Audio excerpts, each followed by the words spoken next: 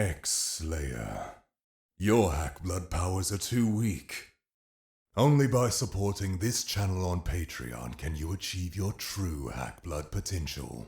Slayer's X Terminal Aftermath Vengeance of the Slayer, which is indeed its full title, and yes, it does have 2 subtitles, is a 2023 FPS game that harkens to build engine type shooters such as Duke Nukem 3D. It released on both PC and Xbox Series consoles with, at the time of recording this, no ports to PlayStation 4, PlayStation 5, or even Nintendo Switch in sight. Now, it is worth remembering that this game is in fact a spin-off of the 2019 game Hypnospace Outlaw, a game I had not played when I played through this game. I am, however, playing through it currently as of recording this after the fact because Slayer's X was so good, it sold me on a completely different game that plays completely differently. I mention this because this game does contain several references to Hypnospace, like this little detective fish character here named Gumshoe Gooper. But the big thing from Hypnospace that you need to know is Zane, a character who originated from Hypnospace Outlaw, who is the in-universe creator of this game, and his self-insert is this game's main character. The story goes like this. When Zane was 16, he came up with this game in a notebook, and he believes it to be the best thing ever. He also believed that this notebook was lost, until now, about 20 years later, because now it's been recovered, and he now has the means to create this game from his teenage dreams in all of its proper glory under his new company, Big Z Studios. Though the game is published by No More Robots, the same company that published Hypnospace, funnily enough. In Hypnospace, Zane had a page, and he also published a webcomic on this page about the X-Slayers. Those comics can actually be found in the first level of Slayer's X in the dojo, which is great, and I assume would lead to many a Hypnospace fan pogging at the sight, much like seeing your favorite obscure Scrimblow Bimblow in the after-credit scene of an MCU film. Now, the game's story follows Zane, the self-insert protagonist of the character Zane Lofton from Hypnospace, as I mentioned earlier. In-game, Zane is an X-Slayer.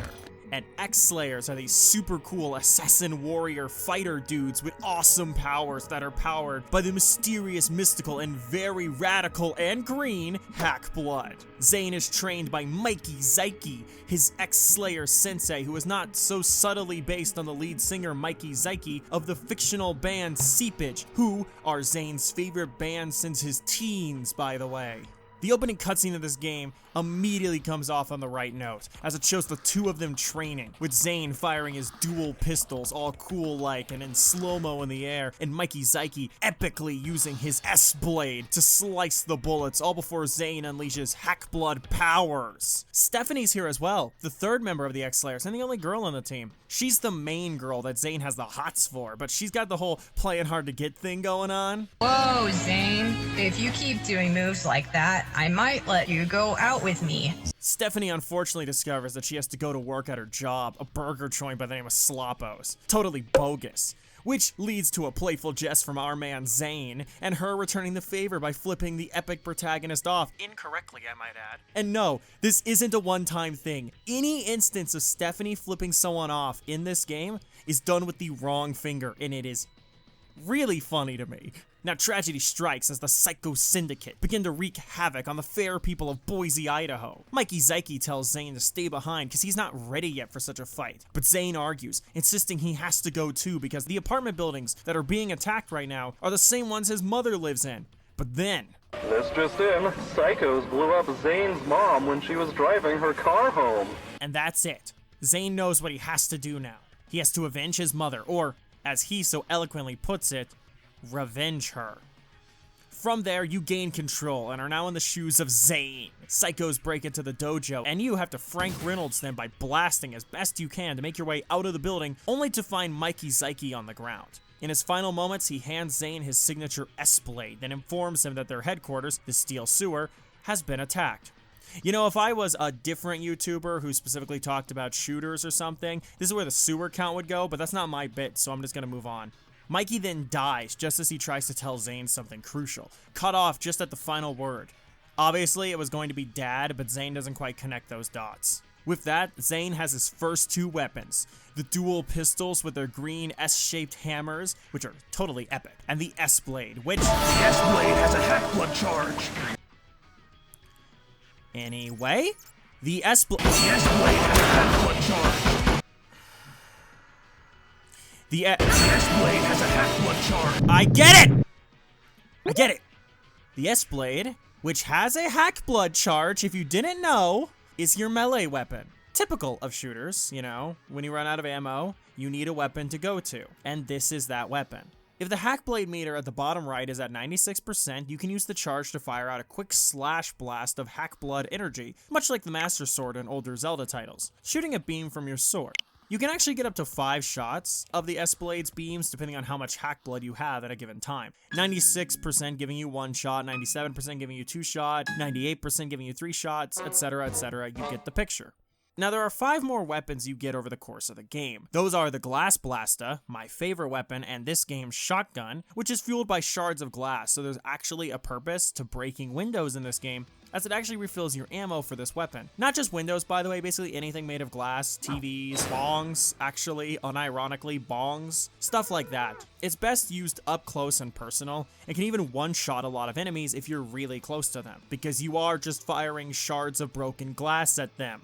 There's the explosive sewer launcher, which looks sort of like a crossbow, but it's more like a catapult. You'll load it with these green metal cans filled with sewage, and then launch it at enemies. The cans explode, and then Zane's rat friends are summoned from the depths of the sewers. They munch on enemies, which is helpful, and you can get a good swarm going with enough of these. Also, you can talk to the rats.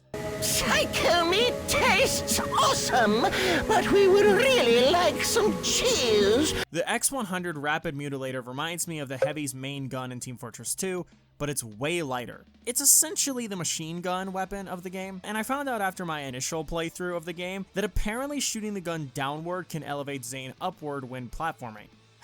I wish I knew that beforehand, would have made several sections of the game a little less stressful, but it's whatever, it's fine, it's fine. That's on me. Then there's the Triple Helix Missile Launcher, which feels like a gun ripped straight out of Duke Nukem 3D. Like it's a cross between the chain gun cannon and the RPG from Duke 3D. I mean, it makes sense. Zane very much acts like what a 16-year-old would remember Duke as. Like, he makes wisecracks, he shoots up bad guys, and hell, Zane even has the same haircut as Duke. Finally, there's the Hackblood Talisman, which is a mystical artifact with awesome power. Remember the Hackblood gauge from earlier? Well, it does more than— S-Blade has a hack-blood charge. Yes, that. It does more than that. Because with the Hackblood Talisman, Zane can fire a blast of Hackblood energy at his opponents, either with a simple click to fire a single ball of green energy, or you can hold down the fire button to blast out a beam of Hackblood energy that floats Zane up in the air the longer it's held down. It's something straight out of Dragon Ball Z and feels very in character for Zane to design for himself in this game. Because basically every try-hard kid like Zane around this era who listened to Limp Bizkit and thought of himself as the most badass person on the planet was a Dragon Ball Z fan. Let's be real.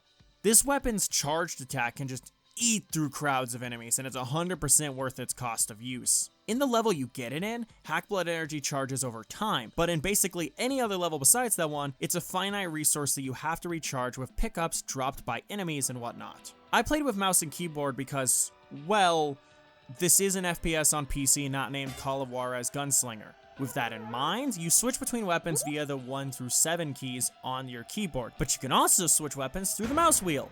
Again, something I did not notice until I was almost done with my first playthrough.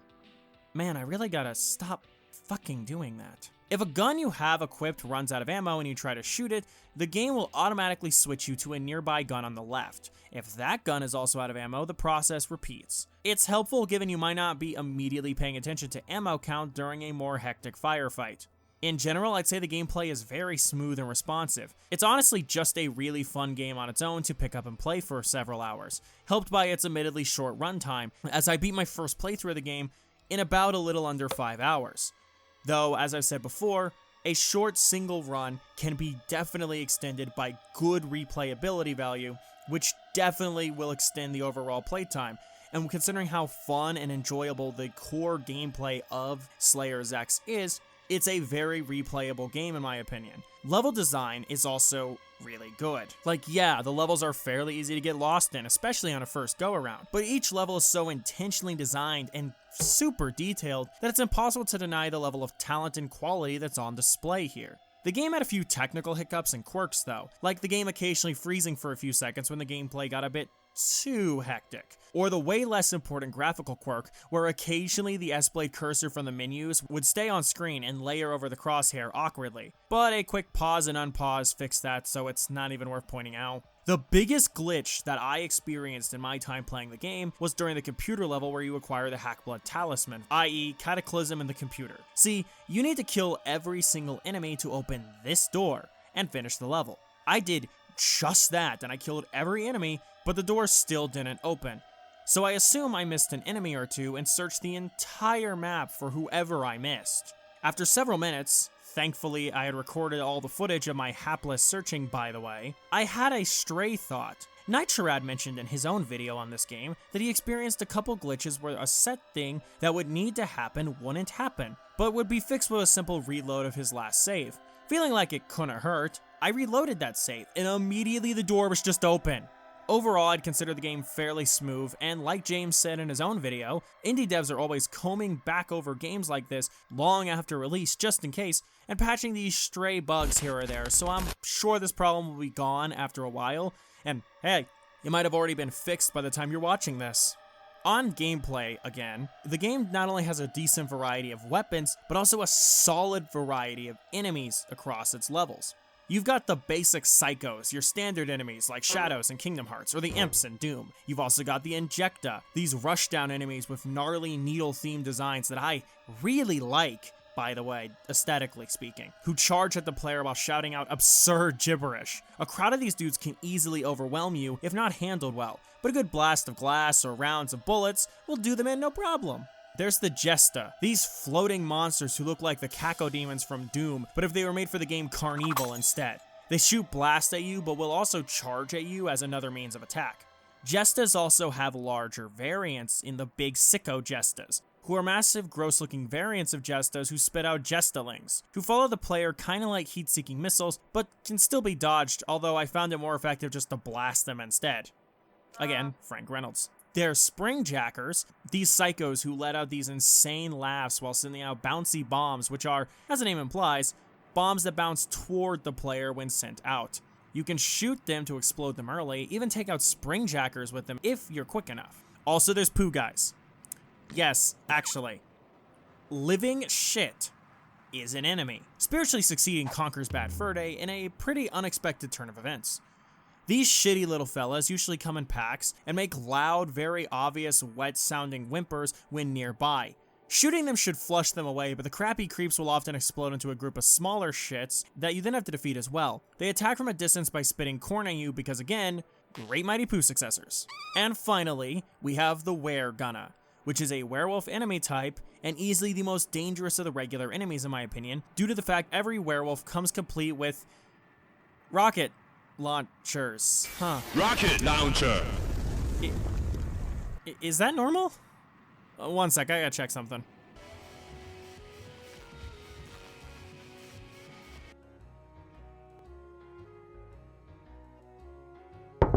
Come in.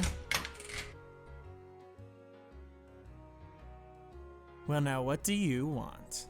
Hey, weird question, completely out of nowhere. You know werewolves, right? Yeah? What about them? So, how do they feel about missile launchers? That's an exceptionally random-ass question to ask. You know that, right? Yes, I know. Could you please just answer the question? I feel stupid enough asking it as is. I mean, they feel about them the way most people do. Why? Oh, nothing. I was just curious is all. Okay, I'm gonna go now. Alright, I got my answer, and we'll now get back on track. Gameplay is more than just combat, because that combat takes place in levels, and these levels are somewhat sizable in the same way Duke Nukem 3D's levels were sizable. And the game does share Duke Nukem 3D's quirk of occasionally getting lost in said levels. You know, the type of scenario where you've slaughtered all the enemies and now you're just looking around the level for that key card you missed or some shit, so you can progress because you've somehow missed something earlier.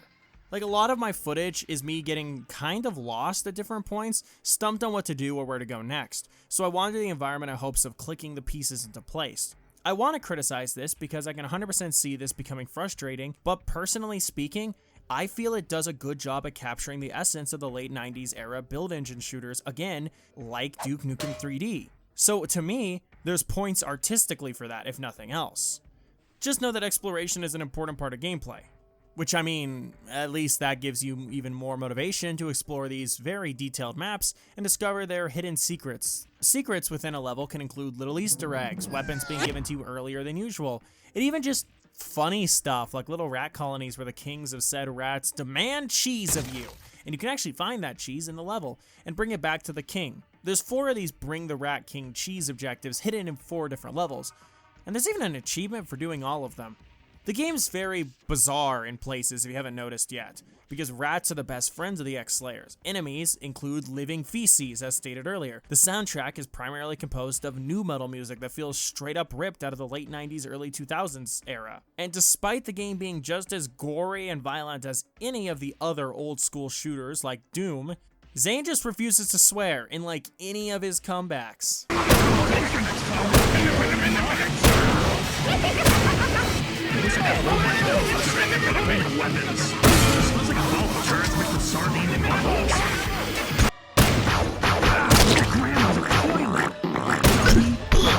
My only major criticism of gameplay is platforming, which admittedly is usually a sore spot for most FPS games unless platforming is a major focus. You know, because games like Neon White or Mirror's Edge make platforming work in first person. However, Slayers X's platforming is kind of awkward and tricky to pull off a bunch. There's more than enough footage of my fumbling jumps and getting screwed because of said fumbling jumps. Though, like I mentioned, I didn't know that the chain gun could act as a boost if shot down till near the end of my first playthrough. But even once I did realize that, managing to make that work the way it was supposed to was still somewhat tricky for me. The game is good. Real good, honestly. If that's what you wanted to find out by watching this video, then there you go. I would hope you'd stick around to hear the rest of what I have to say, but I'm putting this statement here as to not disrupt the flow later on. So anyway, the game also has 3 bosses, and none of them are really anything to write home about in my opinion. They're not bad or anything, but they're nothing that I'm super stoked about either. They're cool for sure, but that's about it. The first one is the toilet boss under Mevin's office in his secret psycho base. The killer toilet that Zane combats while in a swirling arena of shit, by the way. It surprised me, and I cut it kind of close during that fight in my first playthrough, but I still overcame it in the end. The weak point is the skull head, and it's a worthwhile fight even if there's not much going on under the hood. Hell, in later playthroughs I found out if you're quick enough, you can just land on the toilet seat, aim up, and just shoot at him until he dies. That's how I got through this boss on the insane difficulty. The second boss is Stephanie, who is turned into a weregunner by the Psychos. Rip Stephanie, as she then must be defeated by Zane, and defeated by Zane she is. The fight's fine, but again, nothing to write home about in my opinion. The coolest part about this fight, outside of the narrative stuff that I'll get into later, is that after this fight, weregunners become regular enemies, which is something I really like. I really like when boss enemies become regular enemies after the fact, as it's a good way to show progression in both the character's own power and your skill. As, you know, something that was once seen as a boss encounter becomes a regular enemy encounter, and you become better and better at confronting it. The third and final boss is Mevin, leader of the Psychos and Zane's boss at the Dollar Shaver that he works at. Mevin has 2 phases, and he's fought on a high-speed highway level that is definitely really cool in the same way the moving train level in Uncharted 2 is cool. Mevin's first phase is stupid easy. You just shoot at him as well as shoot at his bombs/boxes, but you'll basically always be shooting at those entirely on accident just while shooting at Mevin. His second phase, however, is the real fight. You gotta fight a giant floating metal head of Mevin and take your stand as the last X-Slayer against this jerkwad. Give him all you've got and try to avoid getting knocked off the vehicles and onto the speeding road below. Upon being defeated, that moron is decimated and the game's main story is over, with Zane finally revenging his mom and saving the world from the Psychos. He even opens a secret X-Slayers dojo to train a new army of Slayers. The game also has this tease of a new threat, a woman who claims to be the Z-Slayer, and that cliffhanger is very much sequel baity, but I can't tell if that's like a real piece of sequel bait or not, because, well, as I sort of alluded to earlier, this game has 2 narratives going on under the hood. There's the main surface narrative of Slayer's X Terminal Aftermath, which is the story of Zane Lofton, the final X-Slayer, that last bastion of hope in a world under siege of the sinister Psycho Syndicate that plagues it. The story of a young hero fighting against unstoppable odds with incredible powers, unlocking this potential within himself that he never knew he had before. And then you have the story under that story. The story from within the universe of Hypnospace.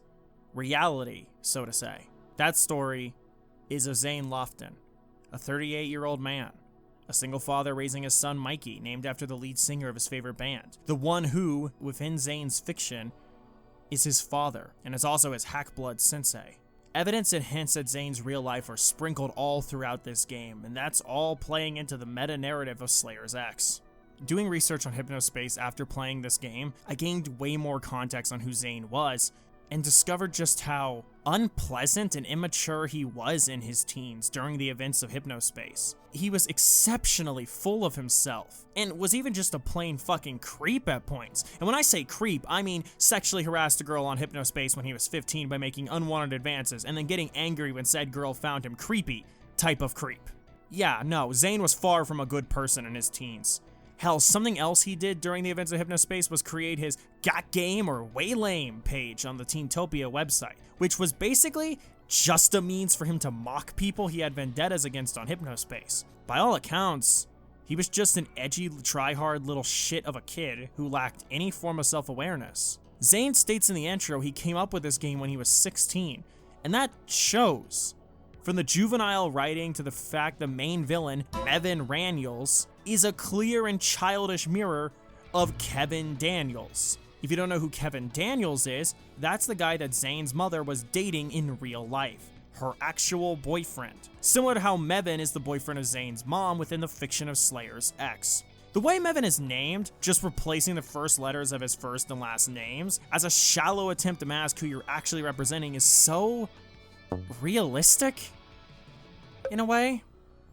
Like, kids do this, at least some kids, where they have this person in their life that they see as their enemy or rival, so they characterize them as some evil villain and then characterize themselves as the hero that needs to stop them. You know, rationalizing the world by using the logic presented to them via the fiction that they enjoy. Because to a kid like Zane, they see themselves as the main character, so anyone who opposes that protagonist must be a villain, right? But then, what did Kevin do to be seen by Zane as his enemy? The leader of the Psycho Syndicates, this awful, evil individual. Well, let's analyze this.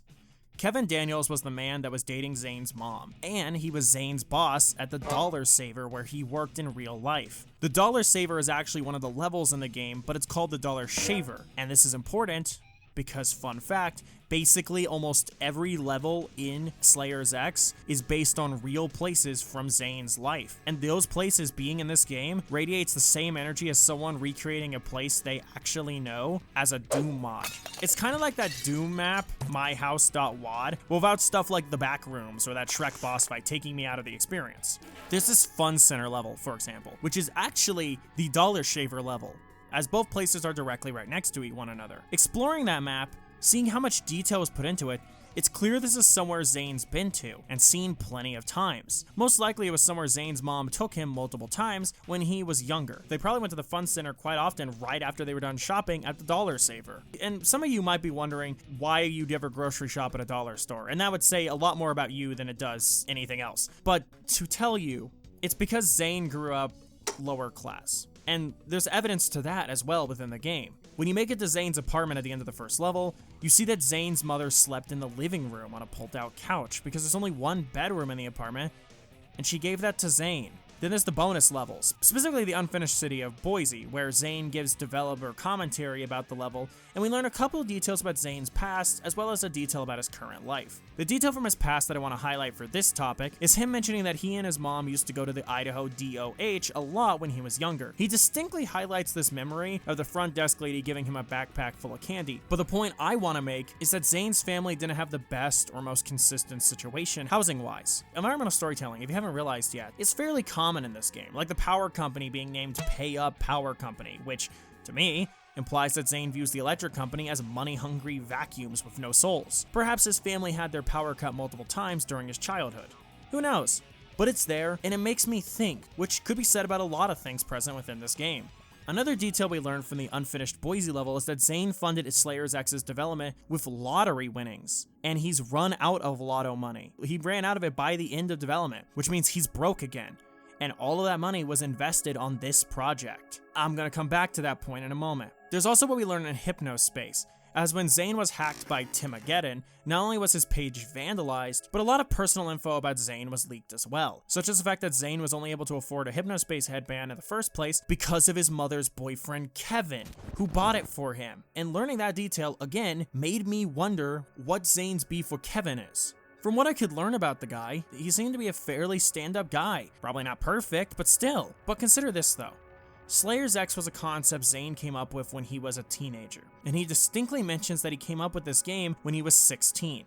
And in this game, Mevin Raniels is Zane's boss at the Dollar Shaver, which, as you probably picked up on, mimics the Dollar Saver, which is where Zane actually worked, where his boss was the real-world Kevin Daniels. If we take into account everything we do know about Zane, then I imagine that Kevin was probably hard on him a lot, because, well, he's the manager. He has to put his foot down, and sometimes he has to be a little harsh to make sure that the work gets done, and someone like Zane, especially at 16, would undoubtedly see that as him being slighted by Kevin.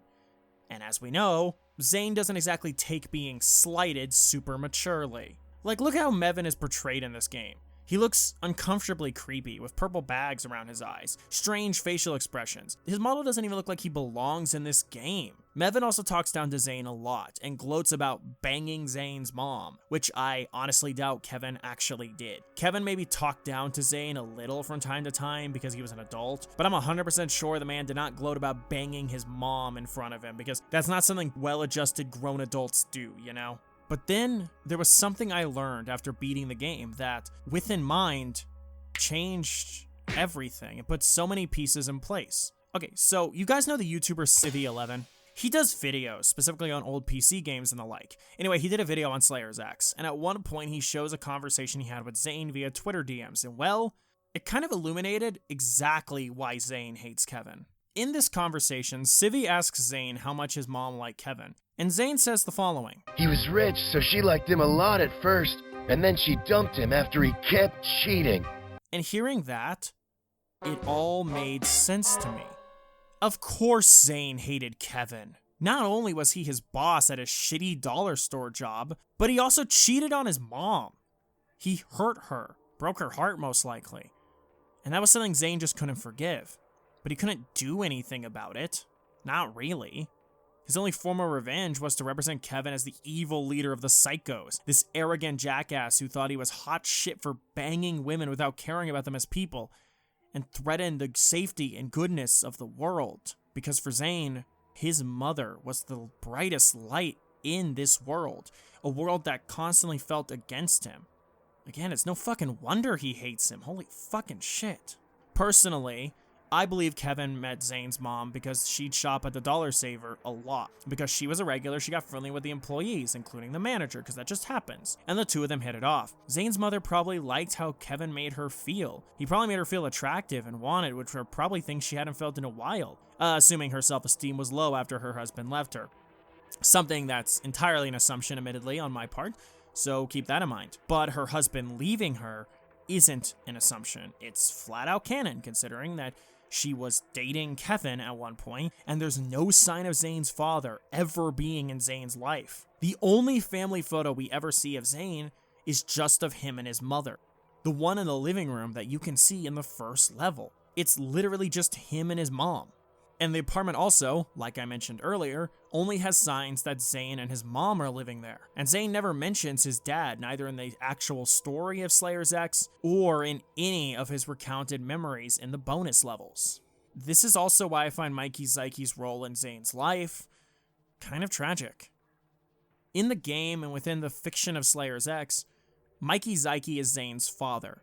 But Zane doesn't know that. It's the classic setup, you know, misunderstood outsider, feels like he doesn't belong, and then discovers he's secretly part of something much greater, and it's the chosen one. You know, Harry Potter, Percy Jackson, Fire Breather, etc., etc. As a kid, Zane rationalized his father's absence this way. His father wasn't around because not only was he the lead singer of Seepage, but he was also this super cool hack-blood warrior fighting against the forces of evil to keep the world safe, to keep Zane and his mom safe. This would mean Zane's father left because he cared about his family, even if he couldn't tell them. It'd mean there was a point in his absence. It's a fantasy a kid told himself because there had to be a reason. There had to be a reason he wasn't there when he was supposed to be. There has to be a reason why his dad isn't there when he's supposed to be. Otherwise, he just wasn't there. There wasn't any point to it. Just be another shitty thing that happened with no point, no greater meaning to it. I know this because it's what I did when I was a kid. I made up stories in my head about who my father was. I mean, because I never knew him. He left my family when I was born. Literally, like, my mom returned from the hospital to find her valuables gone. And her husband gone when I was born. I spent a lot of my childhood just not knowing anything about my father. I never met him. I didn't know why either. I didn't know why I didn't have a dad when everyone around me did. So, I made up stories in my head about why. I know why now, though. Now that I'm an adult. He wasn't there because he was a coward who couldn't take responsibility for anything. And he left my mother and her children so financially fucked that she had to move back in with her parents. So yeah, I get it. I get why Zane pretended that Mikey was his father. Why he made this fiction to represent that false truth that he kept telling himself. Because when you're a kid, a truth that hard is just too much. Continuing on. Remember that Civvy clip? In that conversation Civvy had with Zane, you know that one? Zane also mentions that him and Stephanie broke up IRL. So that means she's most likely based on a girl that he was dating around 16.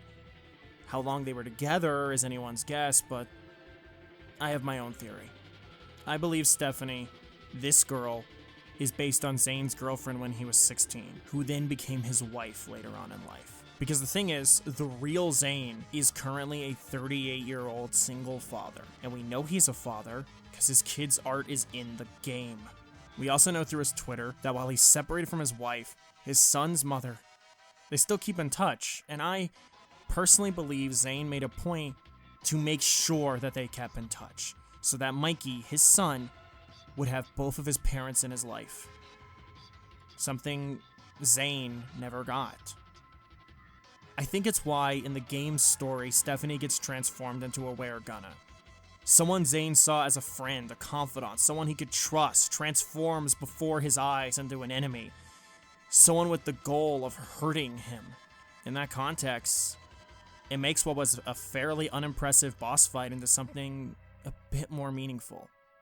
And the thing is, realistically, Stephanie, the real person, probably was very justified in why she divorced Zane. Knowing what we do know about Zane, there's a million different things that could have happened that made her not want to continue to be married to him. But it's not her perspective we're getting. We're getting Zane's. I believe Zane has trust issues in general, because he's consistently been hurt by people in different ways, and that's reflected in one of the many dialogues the rats can have with Zane if you talk to them during normal gameplay. Look at me. I trust you. I believe in you. Okay? I'll always be on your side, Zane, and I will never lie to you. These qualities, having someone believe in him, being able to trust someone enough that he'd know they'd never lie to him, that they never hurt him, it's something he doesn't really have outside of his mother, which, sadly, leads to my next point. I think Zane's mom is dead. And she died recently in the real world. Like, yeah, in the fiction of the game, Zane's mom is dead because psychos blew up her car, but in Zane's real life, I believe she died much more naturally, so to say. And that loss is hard for Zane to process.